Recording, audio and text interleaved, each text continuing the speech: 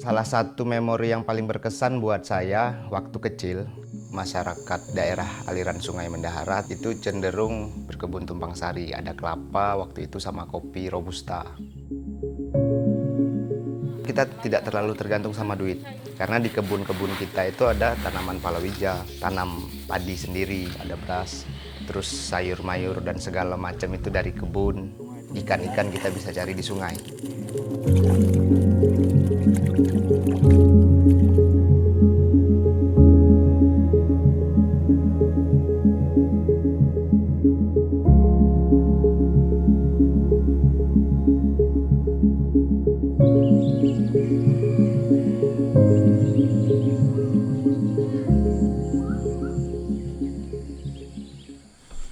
Saya Nurul Amin, saya tinggal di Desa Sungai Beras, Provinsi Jambi.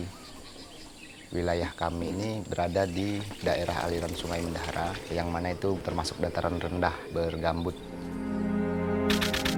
Ada kesempatan buat kuliah, saya berangkat ke Yogyakarta. Waktu itu saya pilih teknik lingkungan. Jadi pas saya berangkat kuliah itu, sawit itu baru mulai. Tidak terasa kemudian berangsur-angsur bertahun-tahun ternyata gerakannya terlalu masif.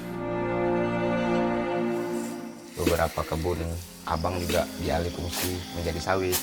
Bahkan kopi-kopi robusta yang dulu ditanam orang tua itu ditebang.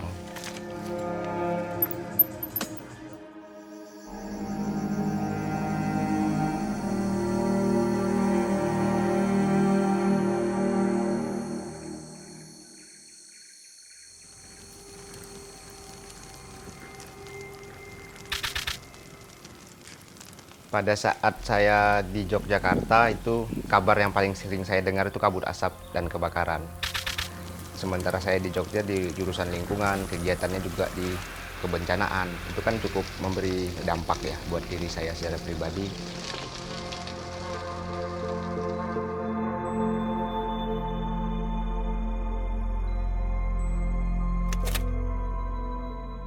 Introduksi perkebunan kelapa sawit di Sungai Beras sangat mempengaruhi pola konsumsi dan pola ekonomi masyarakat. Kini masyarakat sangat bergantung kepada uang, gaji, dan kerja musiman. Artinya pola berkebun yang terus-menerus ketika tumpang sari itu hilang. Bagi masyarakat-masyarakat yang penghasilannya tidak mencukupi, kan kerentanan dia untuk bertahan secara ekonomi kan semakin tinggi. Dan itu bagi saya sangat mengkhawatirkan.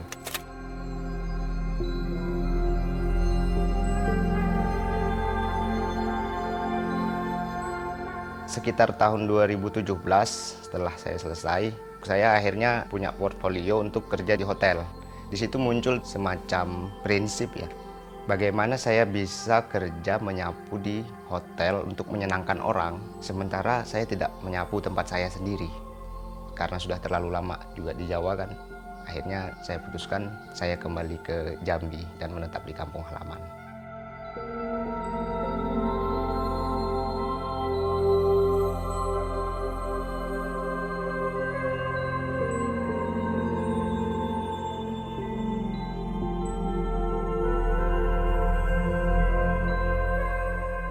Baru 6 bulan saya balik ke kampung, saya sudah mengalami stagnasi yang sangat parah. Akhirnya hampir memutuskan, membuat saya akan kembali ke Jawa.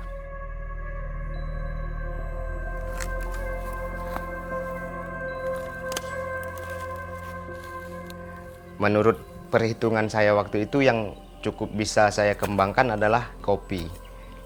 Memori saya tentang kopi sebenarnya ada sejak kecil. Memori itu ternyata sangat penting buat saya, bahwa saya punya sejarah yang cukup bisa ditarik alurnya tentang kopi. Saya kelas 2 SMP, saya pernah ikut misi dagang lah dari keluarga. Kita membawa kopi robusta itu sekitar 7 ton atau 11 ton. Sayangnya, pasca kita pergi ke Batam 2 kali, tren kopi di kampung itu meredup karena masuknya sawit.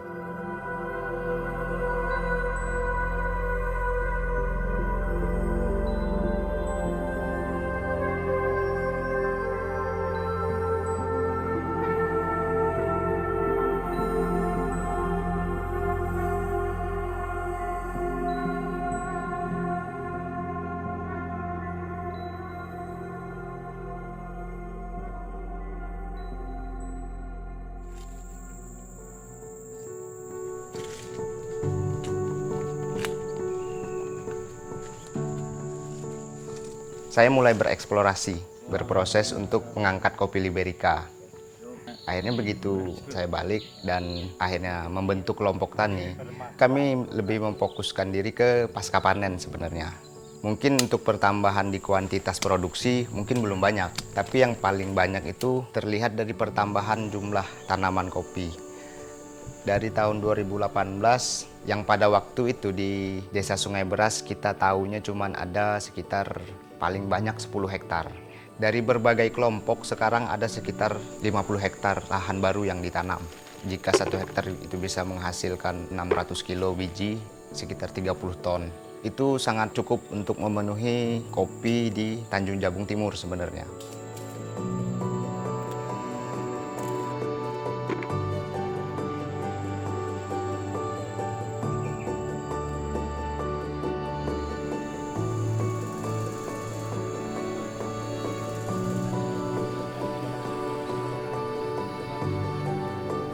Kenapa akhirnya secara sukarela sebagian ada yang mau melakukan tumpang sari kopi Liberica dengan pinang, dengan kelapa.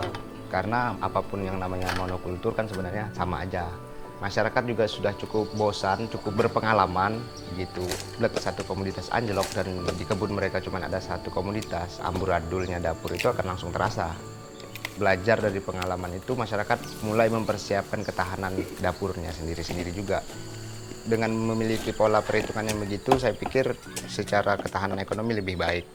Itu kan sebenarnya sebuah perkembangan positif yang berakar dari pengalaman jatuh bangun dia bereksplorasi di lahan gambut.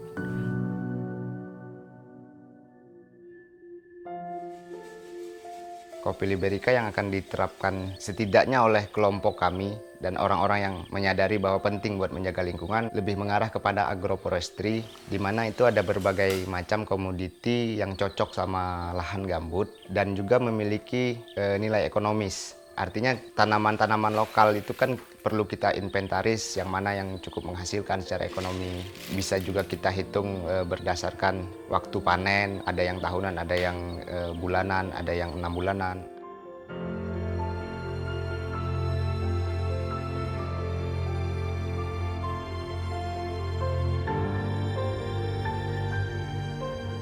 Pada dasarnya kan dari dulu sebenarnya pendiri-pendiri kampung di sepanjang Sungai Beras ini bereksplorasi untuk mencari bentuk berkebun di lahan gambut yang cocok.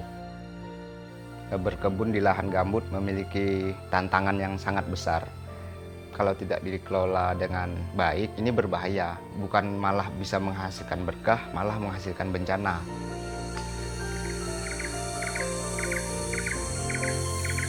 Sebagai putra yang terlahir di Desa Sungai Beras, baik saya maupun generasi muda yang lain itu punya kewajiban untuk terlibat. Karena yang hidup di masa depan adalah generasi muda yang sekarang. Jadi kalau kita masih mau memikirkan masa depan yang baik, generasi yang ada sekarang harus mengambil estafet untuk hidupnya sendiri nanti.